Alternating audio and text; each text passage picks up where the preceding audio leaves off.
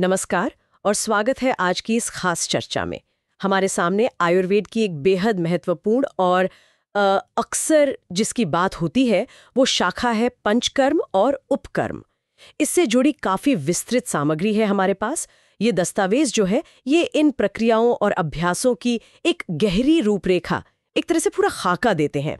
तो आज हम इसी ज्ञान में गहराई तक उतरेंगे, कोशिश करेंगे इसके सबसे महत्वपूर्ण पहलुओं को, बारीकियों को और हाँ, आज के समय में इनकी क्या प्रासंगिकता है इसे समझने की। बिल्कुल। और ये जो सामग्री है ना, ये पंचकर्मा और उपकर्म की प्रक्रियाओं को समझने के लिए एक, आप कह सकते हैं, एक गाइड जैसी है, काफी व्यापक है। आयुर्वेद में देखिए, इन तकनीकों का उद्देश्य सिर्फ बीमार यानी आतुर व्यक्ति का उपचार करना ही नहीं है, बल्कि जो स्वस्थ हैं, स्वस्थ व्यक्ति उसके स्वास्थ्य को बनाए रखना, उसे और बेहतर करना भी है। आयुर्वेद इसे स्वास्थ्य रक्षण कहता है। और एक खास बात यह है कि कोई भी शोधन प्रक्रिया, जिसे इस सामग्री में काफी विस्तार से शोधन कहा गया है, उसे शुरू करने से पहले कुछ बुनियादी चीजों का मूल्यांकन बहुत जरूरी माना गया है। जैसे व्यक्ति की अग्नि, मतलब उसकी पाचन शक्ति और मेटाबॉलिज्म कैसा है, और कोष्ठ यानी आंतों की कार्यप्रणाली, मल निष्कासन की प्रकृति कैसी है। ये आप समझिए तैयारी का एक बहुत अहम हिस्सा है। अग्नि और कोष्ठ, हाँ, ये शब्द आयुर्वेद में बार बार सुनने को मिलते हैं। अग्नि का मतलब सिर्फ पेट की आग, पाचन शक्ति ही है या इसका कोई और गहरा मतलब भी है यहाँ? ये बहुत अच्छा सवाल है। देखिए, आमतौर पर तो अग्नि का मतलब पाचन शक्ति से ही लिया जाता है, लेकिन आयुर्वेद में इसका दायरा कहीं ज्यादा बड़ा है, गहरा है। अग्नि सिर्फ भोजन नहीं पचाती, शरीर में जो भी ट्रांसफॉर्मेशन हो रहा है, हर तरह की रूपांतरण प्रक्रिया, मेटाबॉलिक ट्रांसफॉर्मेशन जिसे कहते हैं, उसके लिए अग्नि जिम्मेदार है। चाहे वो टिश्यूज का बनना हो, ऊर्जा का उत्पादन हो, या फिर मानसिक स्तर पर भी विचारों और भावनाओं की प्रोसेसिंग हो। सामग्री के हिसाब से भी पंचकर्म से पहले अग्नि का सही होना इसलिए जरूरी है ताकि शरीर, इन थोड़ी गहन प्रक्रियाएं होती हैं ये, तो शरीर इनको झेल सके और उनका पूरा लाभ उठा सके। अगर अग्नि कमजोर है तो शोधन प्रक्रिया बल्कि नुकसान भी कर सकती है। और कोष्ठ, इसे समझने का आसान तरीका क्या हो सकता है किसी आम इंसान के लिए? कोष्ठ मूल रूप से हमारी आंतों की प्रकृति है, उनकी टेंडेंसी है कि भाई पेट कैसे साफ होता है, आसानी से होता है, मुश्किल से होता है, कितनी बार होता है, मल कैसा आता है। सामग्री में शायद इसके प्रकार भी बताए होंगे, जैसे मृदु, मध्यम, क्रूर कोष्ठ। क्योंकि विरेचन जैसी जो प्रक्रियाएं हैं, उनमें दवा की मात्रा कितनी देनी है, कौन सी दवा देनी है, ये सब व्यक्ति के कोष्ठ के हिसाब से ही तय होता है। अगर अंदाजा गलत हो गया तो प्रक्रिया या तो बेअसर रहेगी या फिर बहुत ज्यादा तेज हो जाएगी। तो अग्नि और कोष्ठ का आकलन, ये समझिए, उपचार को पर्सनलाइज करने की दिशा में पहला कदम है। ठीक है, ये आधार समझना जरूरी था। चलिए अब मुख्य विषय पर आते हैं। सामग्री जो है वो मुख्य रूप से 5 कर्मों पर यानी पंचकर्म पर केंद्रित लगती है। ये कौन-कौन से हैं और इनका मतलब, संक्षिप्त में उद्देश्य क्या है? हाँ, ये 5 प्रमुख शोधन प्रक्रियाएं हैं। पहला है वमन, यानी औषधि देकर उल्टी कराना। फिर है विरेचन, औषधि देकर दस्त कराना। तीसरा है बस्ती, मतलब औषधीय पदार्थों को गुदा मार्ग से देना, जिसे एनिमा कहते हैं। चौथा है नस्य, नाक के जरिए औषधि देना। और एक 5वां कर्म भी है, कुछ परंपराओं में इसे रक्त मोक्षण मानते हैं, यानी अशुद्ध रक्त निकालना। हालांकि हो सकता है इन दस्तावेजों में मुख्य जोर वमन, विरेचन, बस्ती और नस्य पर ही हो। और हाँ, बस्ती के 2 मुख्य प्रकारों का जिक्र तो पक्का होगा सामग्री में। एक है अनुवासन बस्ती, जिसमें ज्यादातर तेल या घी जैसे चिकने पदार्थ इस्तेमाल होते हैं, और दूसरी है निरूह या आस्थापन बस्ती, जिसमें काढ़े और दूसरी औषधियों का मिश्रण मुख्य होता है। हाँ बिल्कुल, इनका प्रयोग मुख्य रूप से जो दोष बढ़ गए हैं शरीर में, उन्हें बाहर निकालने के लिए किया जाता है। और हर कर्म का संबंध विशेष दोषों से है।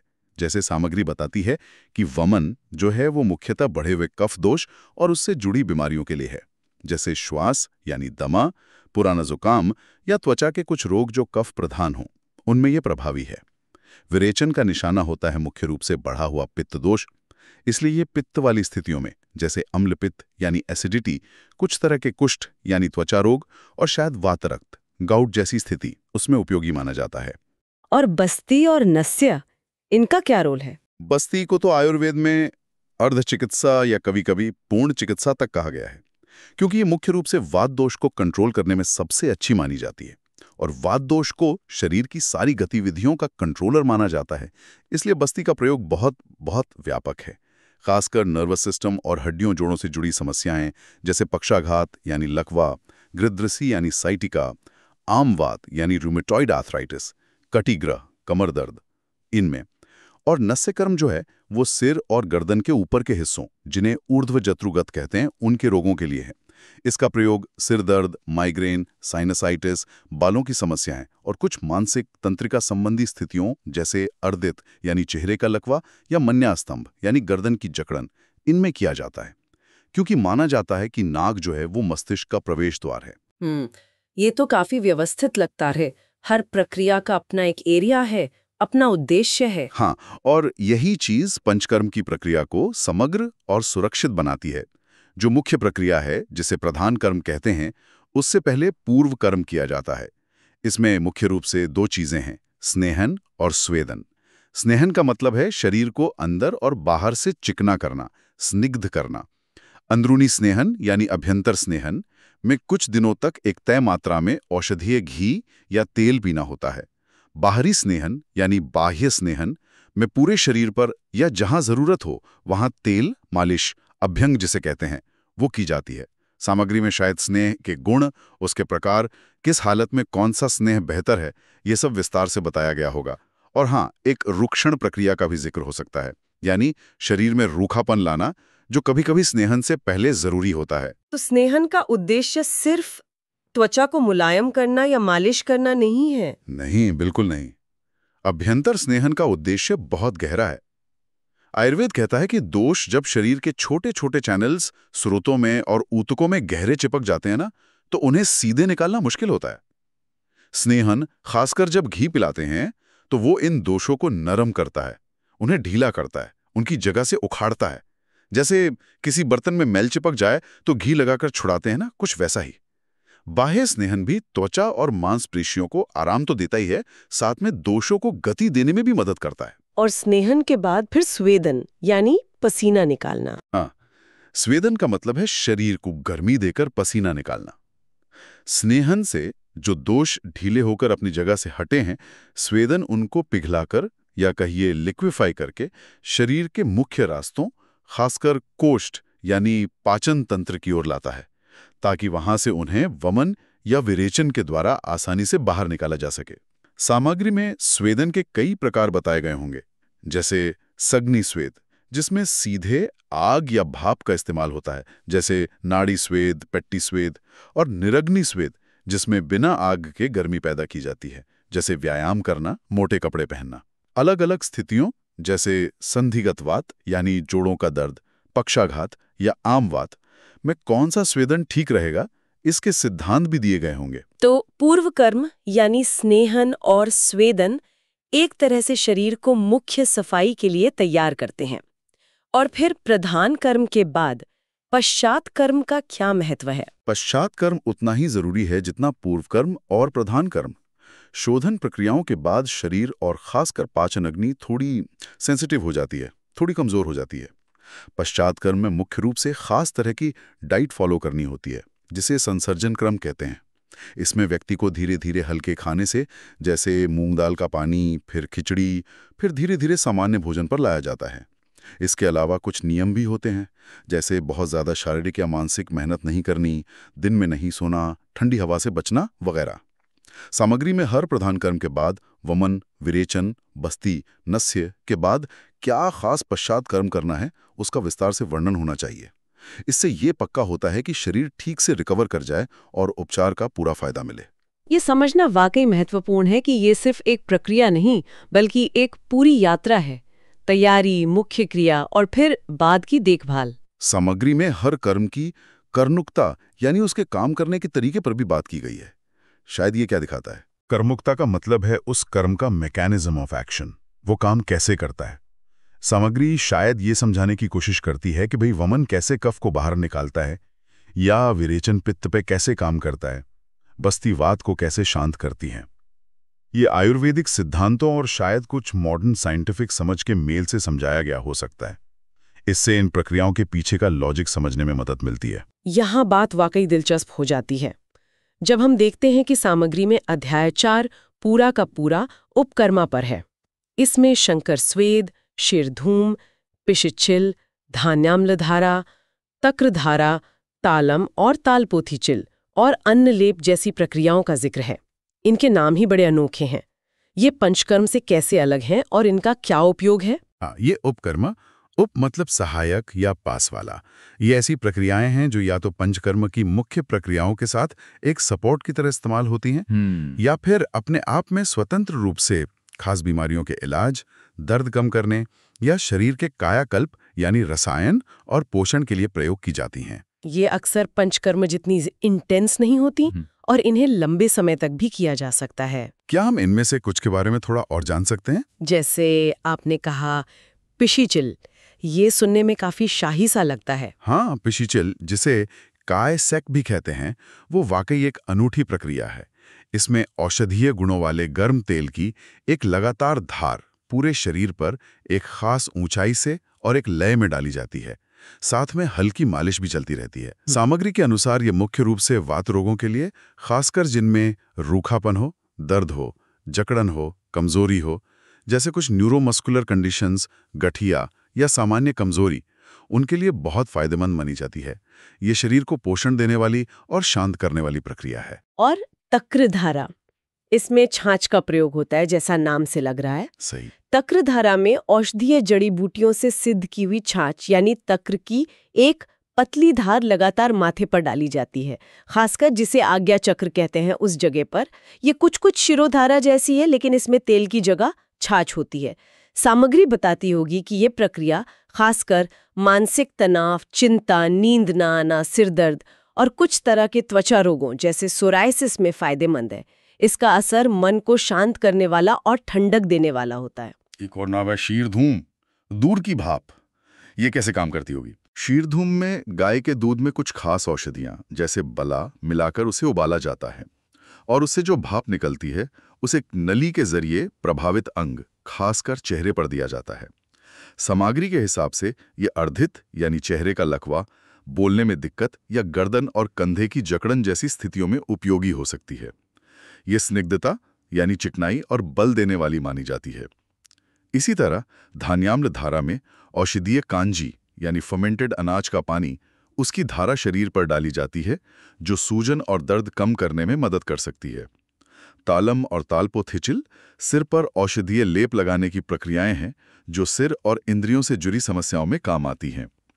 अन्न लेप में औषधीय चावल का लेप शरीर पर लगाया जाता है जो पोषण और ठंडक देता है। तो ये उपकर्म दिखाते हैं कि आयुर्वेद कितने सूक्ष्म स्तर पर जाकर खास जरूरतों के लिए उपचार तैयार करता है। ये सिर्फ दोषों को बाहर निकालना ही नहीं है, बल्कि पोषण देना, शांत करना और अंगों को बल देना भी है। बिल्कुल। अगर हम इसे व्यापक संदर्भ में देखें तो पंचकर्म और उपकर्म मिलकर शोधन यानी शुद्धि, शमन यानी दोषों को शांत करना और बृहण यानी पोषण देना, इन तीनों प्रमुख आयुर्वेदिक उपचार सिद्धांतों को कवर करते हैं।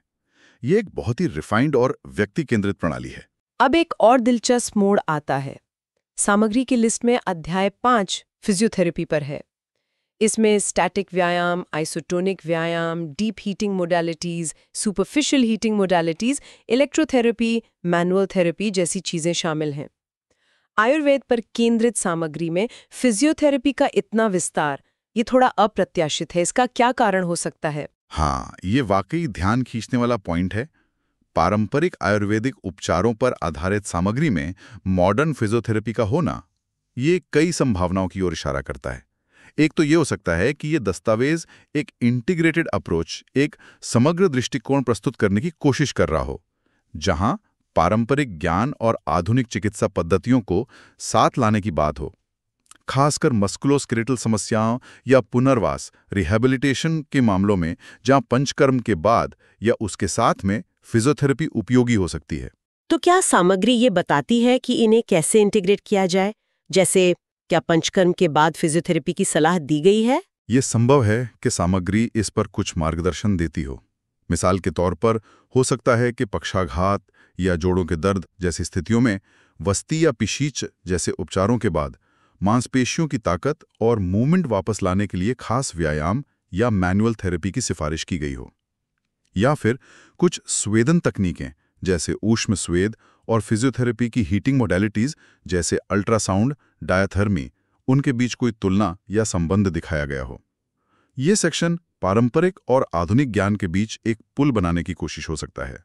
ये एक महत्वपूर्ण पहलू है कि कैसे प्राचीन और आधुनिक ज्ञान मिलकर बेहतर नतीजे दे सकते हैं।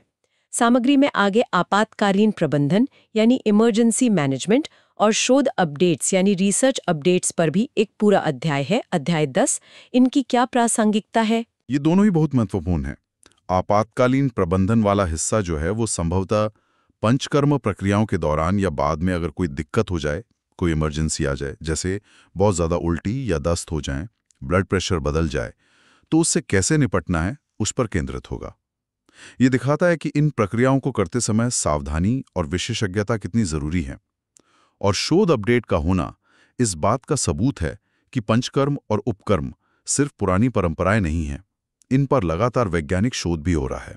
क्या सामग्री कुछ खास शोधों का उदाहरण देती है या बताती है कि किस तरह के शोध हो रहे हैं? सामग्री में शायद स्नेहन, स्वेदन, वमन, विरेचन, बस्ती, नस्य और उपकर्मों पर जो हाल में रिसर्च हुई है उसका संक्षिप्त विवरण या रेफरेंस दिया गया होगा। उदाहरण के लिए हो सकता है इसमें बताया गया हो कि बस्ती कर्म का आंतों के माइक्रोबायोम पर क्या असर पड़ता है, या शिरोधारा जो तक्रधारा या तेलधारा हो सकती है वो ब्रेन वेव्स को कैसे प्रभावित करती है, या अभ्यंग यानी तेल मालिश के तनाव कम करने वाले प्रभावों पर क्या शोध कहता है। ये इन पारंपरिक उपचारों को आधुनिक वैज्ञानिक पैमानों पर समझने और उनकी पुष्टि करने की कोशिश दिखाता है। और सामग्री में रोगों के हिसाब से इन कर्मों के अभ्यास के सिद्धांतों का भी विस्तृत वर्णन है, जैसे वमन के लिए श्वास, अम्लपित्त, कुष्ठ, विरेचन के लिए कुष्ठ, वातरक्त, पक्षाघात, प्रमेह, बस्ती के लिए घृद्रसी, आमवात, कटिग्रह और नस्य के लिए पक्षाघात, अपबाहुक, मन्यस्तम, अर्दित। ये चिकित्सकों के लिए तो काफी उपयोगी होगा। हाँ, ये बिल्कुल प्रैक्टिकल एप्लीकेशन वाला हिस्सा है। सामग्री सिर्फ ये नहीं बताती कि वमन क्या है, बल्कि ये भी बताती है कि श्वास यानी अस्थमा के रोगी में वमन कराते समय किन सिद्धांतों का ध्यान रखना है, कौन सी दवाएं इस्तेमाल करनी हैं, क्या सावधानियां बरतनी हैं। इसी तरह गृध्रसी यानी सयाटिका में निरूह बस्ती या कटिग्रह यानी लो बैक पेन में अनुवासन बस्ती का प्रयोग कैसे और किन सिद्धांतों के आधार पर करना है, इसका मार्गदर्शन दिया गया होगा। नस्य के बारे में भी यही बात है। पक्षाघात, अपबाहुक यानी फ्रोजन शोल्डर या अर्दित यानी फेशियल पाल्सी में नस्य देने की विधि और सिद्धांतों का वर्णन होगा। ये ज्ञान इन उपचारों को प्रभावी ढंग से लागू करने के लिए बहुत जरूरी है।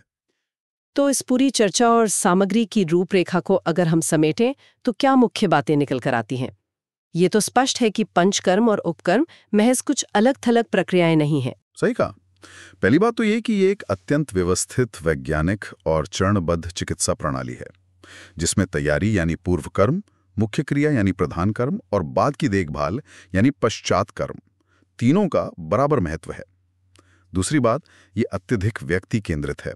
मतलब उपचार का फैसला व्यक्ति की प्रकृति, उसकी अग्नि, कोष्ठ, दोष की स्थिति, रोग की अवस्था और उसकी सहन शक्ति के आधार पर किया जाता है। वो वन साइज फिट्स ऑल वाला सिद्धांत यहाँ बिल्कुल लागू नहीं होता। और तीसरी बात, जैसा कि उपकर्मों और फिजियोथेरेपी के समावेश से भी पता चलता है, ये प्रणाली सिर्फ शरीर से जहरीले पदार्थ निकालने तक ही सीमित नहीं है, बल्कि इसमें पोषण, बलवर्धन, शमन और पुनर्वास के पहलू भी शामिल हैं। यह शरीर और मन दोनों के संतुलन को फिर से स्थापित करने का एक समग्र प्रयास है। बिल्कुल। सामग्री इन प्राचीन तकनीकों की गहराई, उनकी जटिलता और उनके पीछे जो सूक्ष्म विचार हैं उसे उजागर करती है।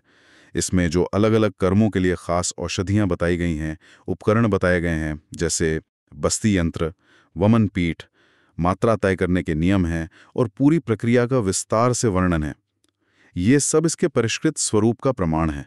ये सिर्फ डिटॉक्स का कोई आजकल का सतही चलन नहीं है। हाँ, ये स्पष्ट है कि ये सामग्री पंचकर्म और उपकर्म के ज्ञान का एक व्यापक भंडार है, जो सैद्धांतिक और व्यावहारिक दोनों पहलुओं को छूती है और साथ ही आधुनिक शोध और एकीकरण की संभावनाओं पर भी रोशनी डालती है। और यहीं से एक महत्वपूर्ण सवाल उठता है, या कहिए एक विचार करने लायक बिंदु सामने आता है।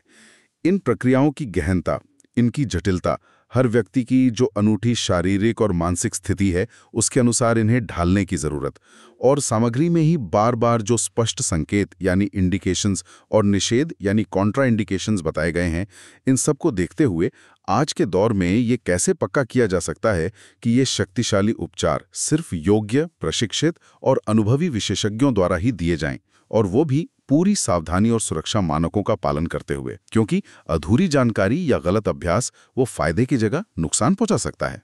इस पर गंभीरता से सोचने और समाज में सही जागरूकता फैलाने की बहुत जरूरत है, ताकि आयुर्वेद की इस अनमोल धरोहर का लाभ सुरक्षित और प्रभावी ढंग से उठाया जा सके।